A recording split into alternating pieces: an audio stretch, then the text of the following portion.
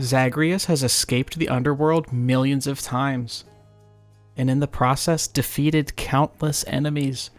So much violence, so much destruction. And to what end? Can the cycle ever be broken? There's only one way to find out. It's time for the Pacifist Challenge. If we're going to beat Hades without Zagreus doing any damage himself, the first thing we'll need is Curse of Vengeance.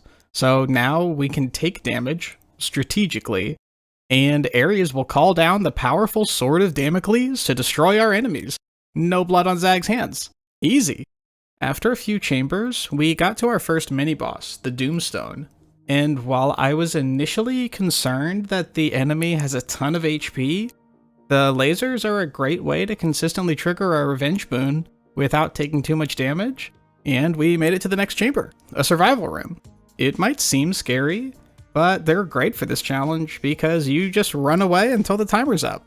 And then it was on to the Furies, our first major boss.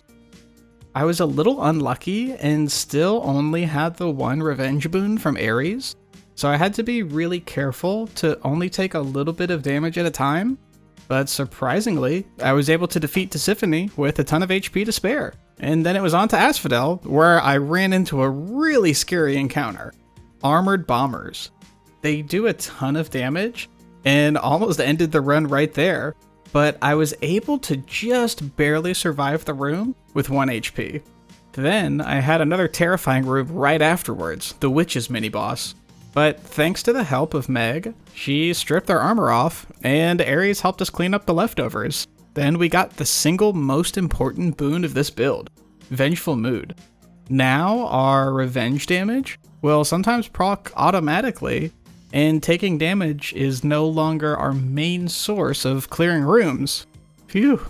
Our boyfriend Than showed up in the next chamber, and we wanted to make sure to defeat more enemies than him in order to get the heart reward, to make sure that we had enough HP to survive the fight with the Bone Hydra. Thankfully, right before the Hydra, we picked up our second revenge boon, Frozen Touch from Demeter. And with some properly timed damage tanking and a lot of patience, the Hydra was defeated. All by Zag's Olympian family members, of course. He didn't do anything to help. And then we were on to Elysium. In Elysium, some enemies turn into these little eyeballs that float around, and if you give them enough time, they'll respawn back into the full enemy.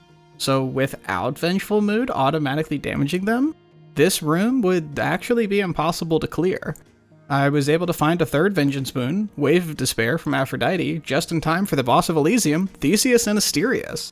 They hit super hard, but thanks to our massive health total, we survived.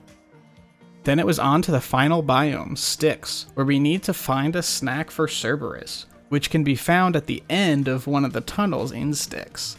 There was no snack in the first tunnel, but we did pick up one last revenge boon, Holy Shield from Athena. Then we tried the second tunnel, no snack. Hopefully I wouldn't have to go through too many more rooms and lose a bunch of HP. But we were lucky and found it at the end of Tunnel 3, and it was on to the final boss, Hades. I took a bunch of unnecessary hits in the beginning, which was scary, so I needed to focus and let Vengeful Mood handle most of the damage, while I was dodging Hades and the other enemies. Everything was going great until I got caught in his laser attack. I could only take a few more hits. Would I survive? Of course I would. And that's the Hades Pacifist Challenge complete.